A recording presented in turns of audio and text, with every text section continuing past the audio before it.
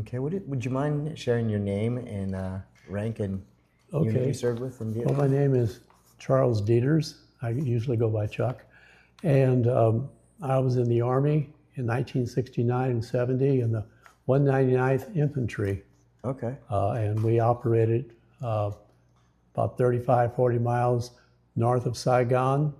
Okay. I think it pronounced Xuan Loc, north, northwest, and then northeast. And you were an infantryman? I was infantry. Were you a volunteer or a draftee?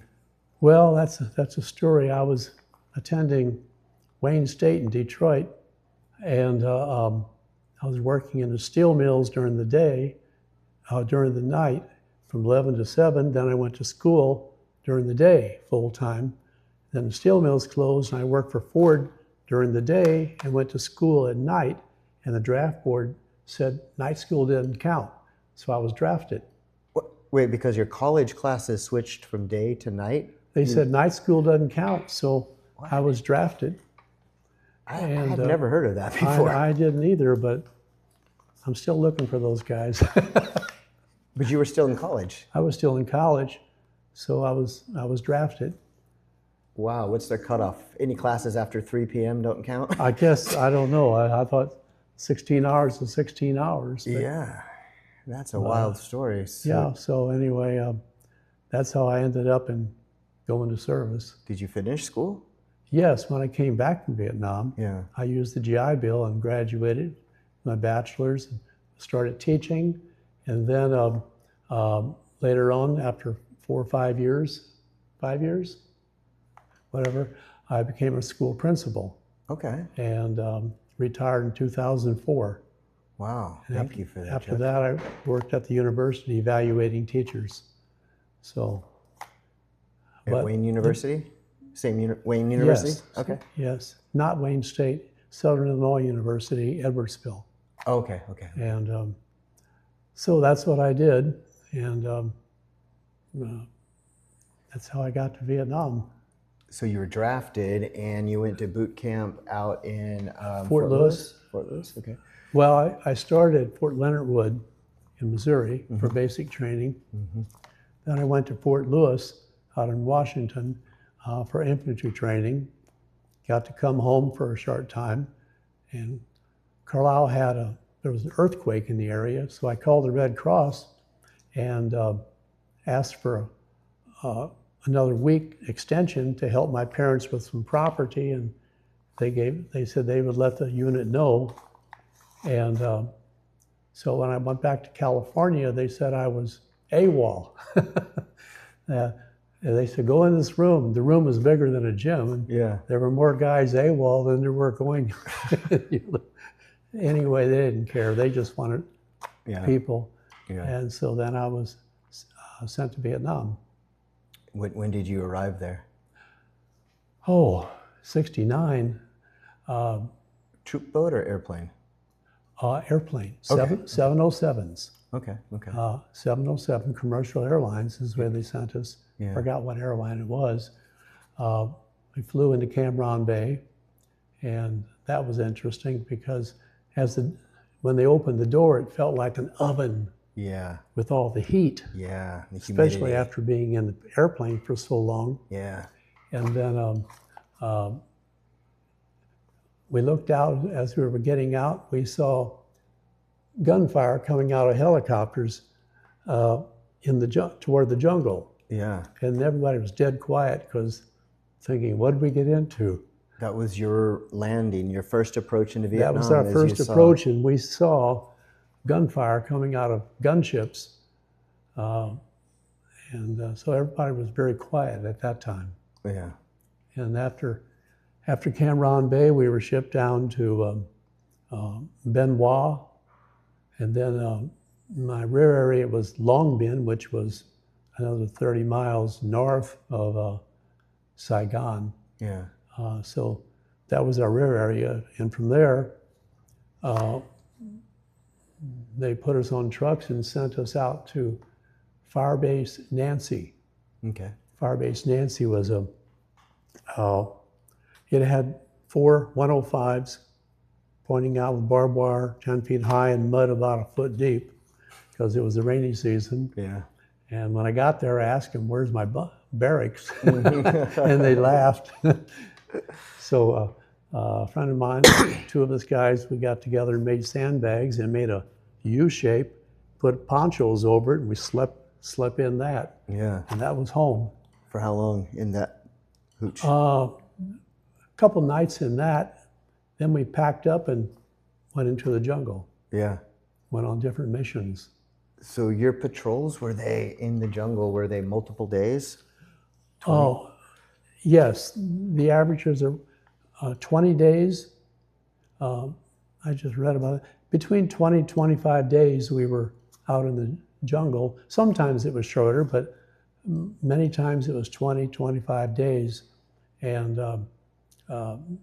when it was time to go back, they made you shave and look better because some guys could grow big beards. Yeah.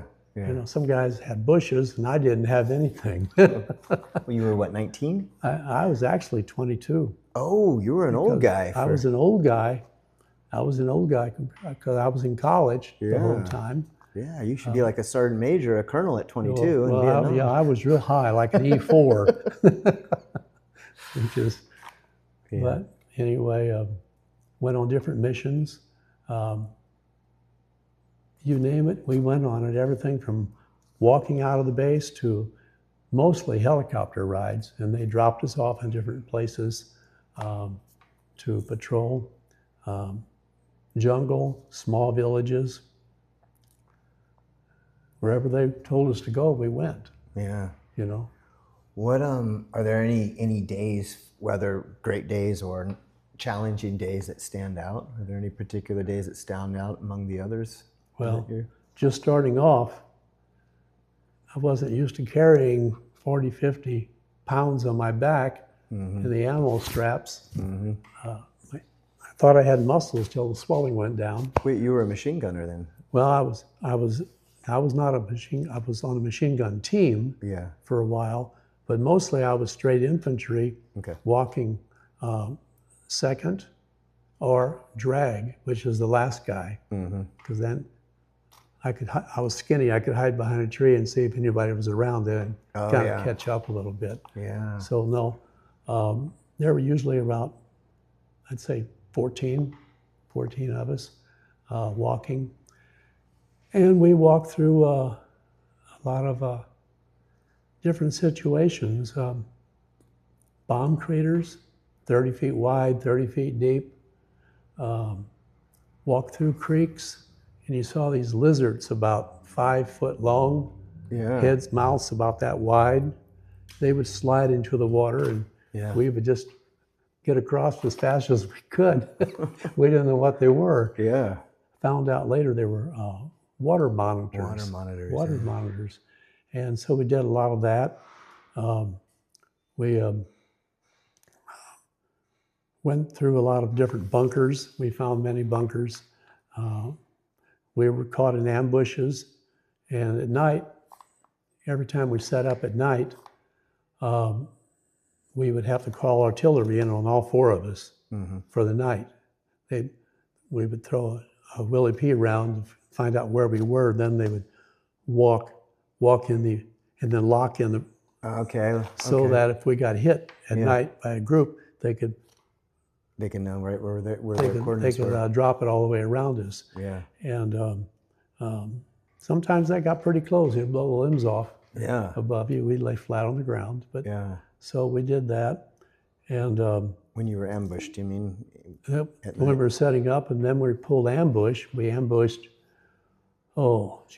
trails, logging roads, stuff like that. We did that almost every night. Yeah. Just constantly doing that. What can I say? We got hit by our own artillery. Okay. They thought we were the enemy, I guess. Anyway, 105s, they landed right on top of us and killed 3 guys and even blew the canteen off the guy in front of me. So we were lucky with that. Were you wounded? I was not wounded at that time. I was wounded later. But 3 Americans or South Vietnamese or somebody were killed by our artillery? Our Americans. 3 Americans Yeah, were we killed? were walking and all of a sudden 3 rounds landed right on top of us. And I actually jumped in a bomb crater, B-52 bomb crater, and that wasn't too smart because it was 30 feet wide, 30 feet deep, and nothing to hide. Hard to get back out of. Because if one jump fell in there, it would have gotten me. But anyway, they called off the artillery, got that stopped. We pulled ambush, and there were times when McCurry, my friend, and I, everybody was sleeping, but us two were watching this trail, and I guess maybe 20 feet in front of me, through the leaves, I saw eyes. Mm-hmm. And it was an enemy looking at me, raising his gun. And I was fortunate enough to have my gun under my poncho, and I just shot from under my poncho and got him before he got me. Yeah. And we were real lucky at that particular night. Yeah. Nice shot from under your poncho. I missed him the first shot. But, okay. But after 4 magazines, a lot of shooting. Yeah. And then we moved off the trail up on a little hill, 100 yards from it. And that night, the following morning, early sunrise, somebody saw some enemy coming. So we got ready and laid there flat as a pancake. And pretty soon we saw more behind him. Well, I counted over 80 walking like a U around us because we were on a little hill. And we had our claymores out, and they took a break about 30 feet in front of the claymores and never saw them, thank goodness. Wow. And there were so many of us that we shut our radio off. We didn't want it to squawk because 14 versus 80 to I quit counting at 80. I remember that. Yeah. No, I didn't. I was going to bring some stuff, but I left it at home. Oh, it's okay.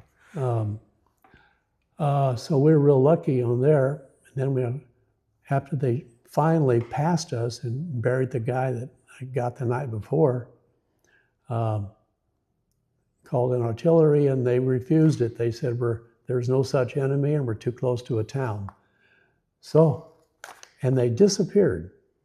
They disappeared. I don't know if there were tunnels there or not, but there must have been, yeah. I think we walked over a lot of tunnels and didn't even know it. Yeah. But we had occasions like that quite a bit. Or otherwise we were caught in L-shaped ambushes. Some days they're nothing, you just walk and walk. Got to see elephants in the jungle. They set up next to us one night, and they didn't bother us, we didn't bother them. And wow, that's pretty cool. Had monkeys. One friend, we had a monkey on our shoulder. We took a baby monkey and made it a pet. We thought it was a pet. It was a baby. Yeah. And pythons stepped on my friend in front of me stepped on a snake. He jumped in the air. He said, I stepped on a monster. And he went under this bush, and we start raising the bush up with our gun barrels and saw its head. Somebody shot it. We weren't supposed to shoot and make noise. Yeah. But took 4 of our biggest guys to pull it out. Yeah. We measured, it was 18 feet long. Oh my gosh. And it was this big around the middle. Yeah. And we cut him open and we took a deer out. What? The deer stood about 4 foot high, still had the hair on it. And so it just swallowed that deer. Whole. So we slept high in our hammocks that night. Oh yeah. Because we slept in hammocks or on the ground. That's all we had. You get a poncho over you and a little hammock like this, and keep on the same clothes. But that's just the way it was. Yeah. And then they would drop us different food and different stuff about every 10 days, as much as we could carry. We tried to, 8 or 10 days we tried to carry, but yeah, you can't carry that many sea rations. They get heavy. Yeah, Yeah. You know, stuff like that. Yeah. And then later on, that turned out to be the 33rd North Vietnamese Regiment that walked by us. Wow. We were very, very lucky. So much larger than 80, Oh probably. yeah, I quit counting. It took 45 minutes for them to get by us, and we laid as flat as pancakes, and we were very lucky at that. And well, I guess I got shot. I'd say about 3 weeks to a month later. I can't keep track of time, but Charlie Company went out like we always did, and they set up for the night, and they didn't know it, but they set up right next to a North Vietnamese bunker. 80 bunkers. What? They didn't know it because, you know, they didn't know it. They just set up right there, and all of a sudden there were enemy everywhere, and they wanted us to go in at night, but there was no place to get in with a helicopter. Yeah. We went in at sunrise. Oh God.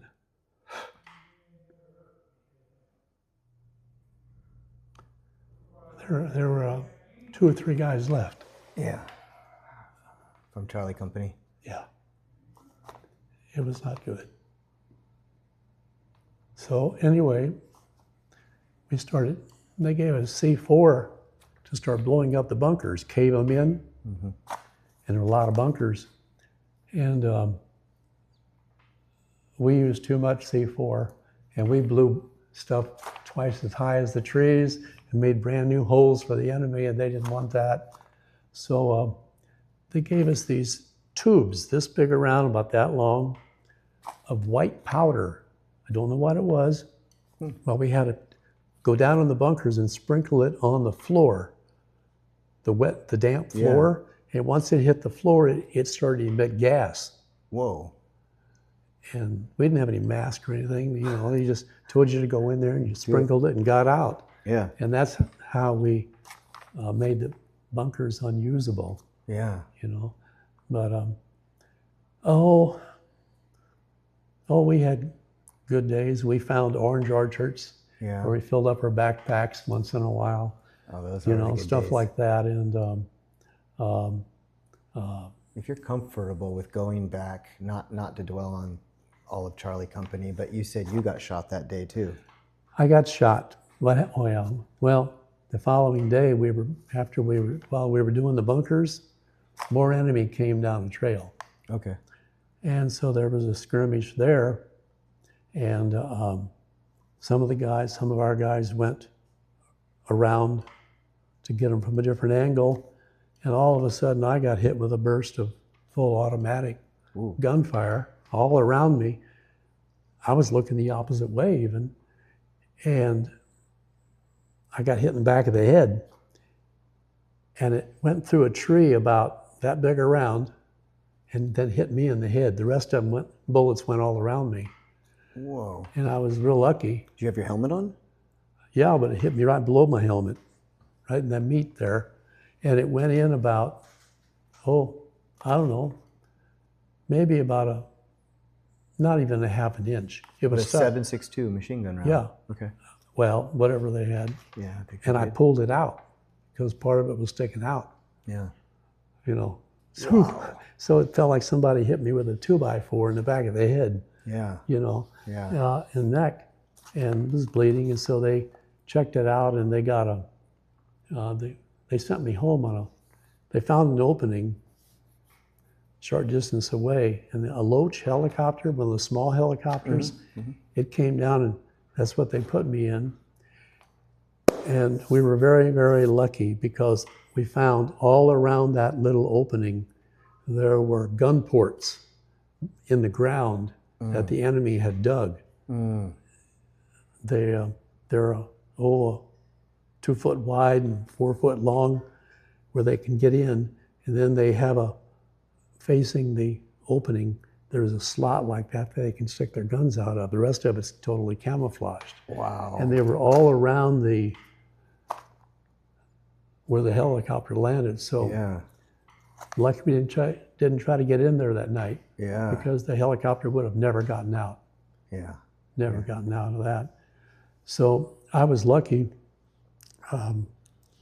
They sent me back. I was probably one of the luckiest guys because the tree saved me. Yeah. The tree saved me. And I didn't, that was after 8.5, 9 months. And normally after about that time, they kind of found you a job in the rear area to acclimate you back being a human again, I guess, whatever. And I was very fortunate because I got to be the head of the R&R program for the brigade. Oh, wow. So that's why I extended my time. I was over there 14 months. I extended 2 extra months because I didn't want to come back to the States and have to be in service. I just wanted to go straight home. Yeah, yeah. Yeah, we had lost a lot of good friends, and what can I say? Jungle rot on my feet. Had jungle rot for 15 years. Wow. On my feet because no doctors could cure it. But I'm a Lions Club member, and so it happened that one of the members was a skin research scientist. And he said, I told him about my feet. I was ready to have 3 toes cut off. And he said, go to the pharmacy and buy oregano extract, like the oregano cooking, but the liquid, like a little oil. Highest percent you could get.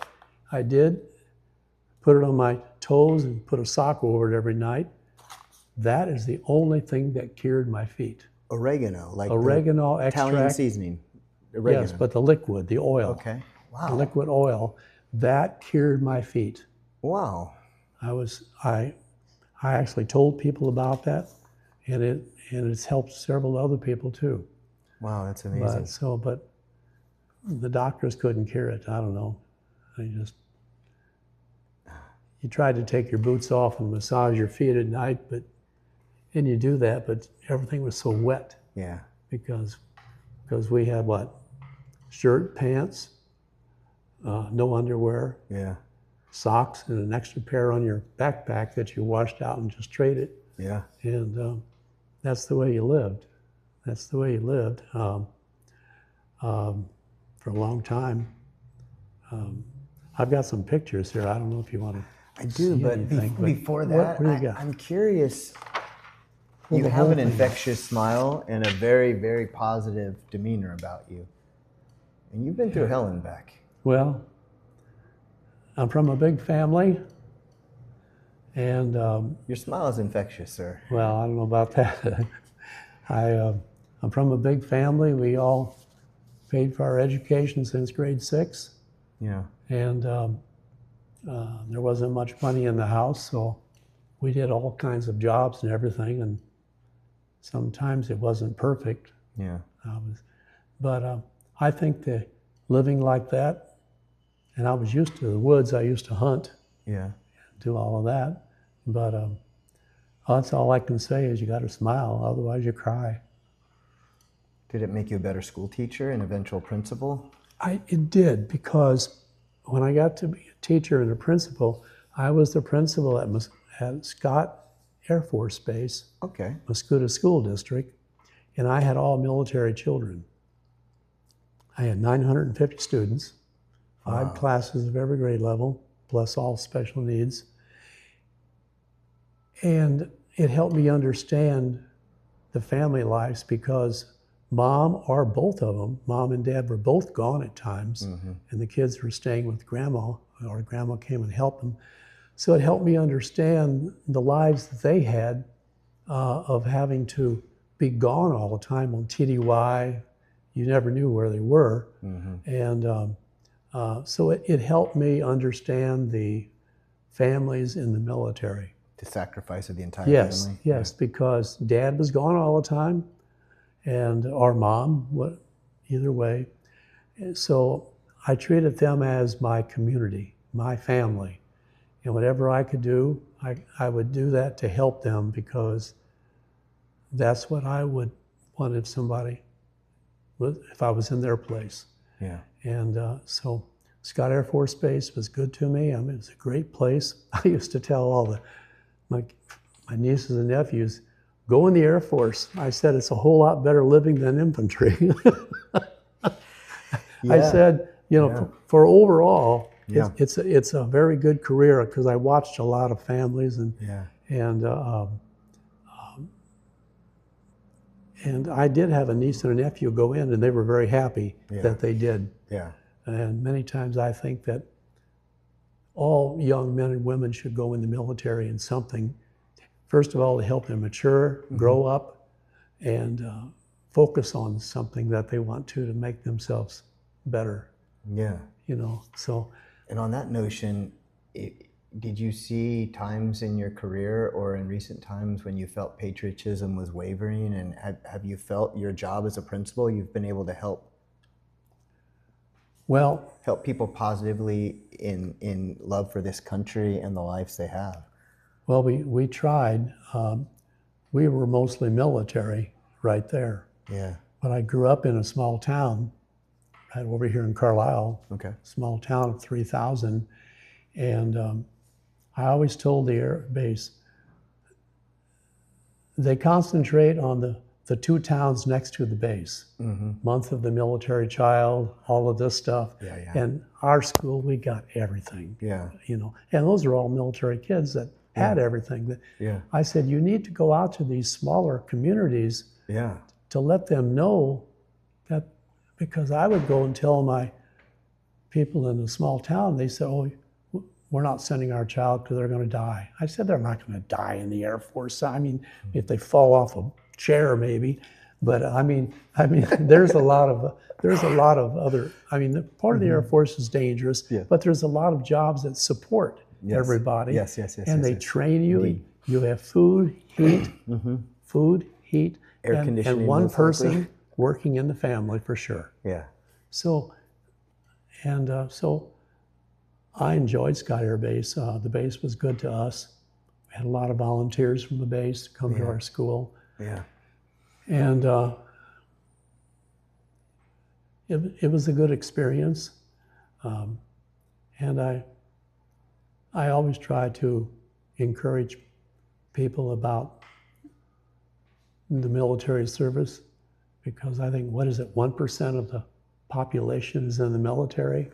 I think somebody told me that one time. I don't know. I think it's less than that. Less than that? I thought it was 1, but another time I heard 7, and another time I heard 0.1. So roughly, the statistic is roughly 7% of the United States is military connected in some form or fashion. 1% is active duty, and 0.001 of that 1% have seen combat. Yeah. Oh my. Yeah. So for a combat soldier, it's very rare actually in the modern era. Unlike your time in service, I would say, maybe 30 to 50% of the soldiers probably saw combat in Vietnam. I mean, there was definitely the rear too, but. Well, I would say 20 to 30%. Yeah. Of course, the bases could be bombed too. Right. You know, I mean, just because you're on the base doesn't mean you're not going to get hit. You could have things dropping on you. Yeah. Or they were Chuhois were the guys that came to our side. But we watched some Chuhois, they showed us how they could go through our barbed wire. You know, the concertina wire. What are the Chuhois? Chuhois were the enemy that came to our side. Okay.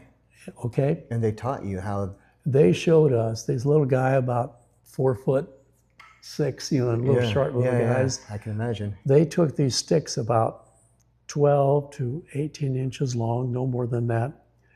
And they had a satchel, like a satchel charge, and they'd be outside the base. They could take those sticks and stick them between the wires, and they could go as fast as a person be walking across this floor, going through that wire. Wow. Drop the charge and be out. They were amazing. They were small, and they could get through that barbed wire. Now, a lot of times we had trip flares everywhere and all that on it. Yeah. But he showed us, and it's kind of amazing, kind of scary how fast they could come in and get back out. We should have, at the end of that war, hopefully this is no offense intended, but befriended those guys and put them on our modern military so they can go through the Taliban wires and things. They, Just well, a few dozen of them. a different part of the world, but Yeah. still the same. Yeah. Those are some. Is this you? Yes, those are all me. This is awesome. All of these are you. That's. I had my hand broke because somebody disobeyed an order and I broke my hand. And Somebody disobeyed an order and you broke your hand, so you hit them. You don't have to answer that. That's awesome. I did because Discipline was required. I broke my hand, but it healed up. He actually shot himself the following day on purpose. Oh no. He didn't want to go on a mission, so his backpack, we took off out of the base. About an hour later in the jungle, all of a sudden we heard bang, bang. We hit the ground. It was him. He put his gun on his boot and pulled the trigger. To shoot himself in the foot? Shoot himself in the foot so he could go home. And what happened was one bullet went between the toes, the other one hit one of the toes. So he was bleeding, and he said, "I get to go home now." He yelled with a big smile, and boy, we were mad. And Wow. He threw away all of his ammo and everything in the bushes. He planned the whole trip. And he's the guy that I punched. Thank you for punching that man. I punched, well, the captain, everybody signed the cast. Yeah. Because he was a lazy kid. And he didn't get to go home. They patched him up and we made him walk first, way up, 20, 30 feet in front of all of us. Yeah. That's what we did. We made him go first. So anyway, those were the days. Hopefully it was only a momentary lapse of cowardice. And did he serve later once he was put in front? No. He was trashed the whole time. You couldn't trust him. Okay. But we just made him go way in front of us. Yeah. Yeah. Let him take it out. Yeah. I mean, anyway, I did not take that picture, but that's when I was on a machine gun team and you had to carry boxes of ammo plus your own ammo, and it was just all heavy. That's a friend of mine that got shot in the back. We used to get our mail mixed up, Deeters and Teeter. I don't know why, but that's him on the end of the helicopter came to get him. They dropped the cable, but the cable didn't work, so they couldn't raise him up. So they had to drag him through the air? They drug him up across the top of the jungle until they found an opening. He was dead by the time he got him down. But that was a good friend of mine. Yeah. Thank you. Thank you for coming to talk to us today and sharing this with our people. And thank you for teaching the youth after going through all of that and continuing to serve your community. And I enjoyed teaching. I actually enjoyed teaching better than being a principal. Yeah. Because I had to deal with issues all the time. Yeah. You know. But 34 years. You were just a kid and you came back someone completely different. Yeah.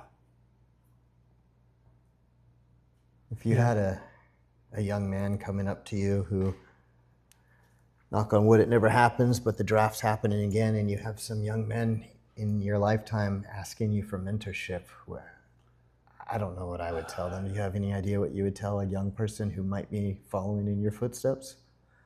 Work together as a team. Together as a team. Work together as a team.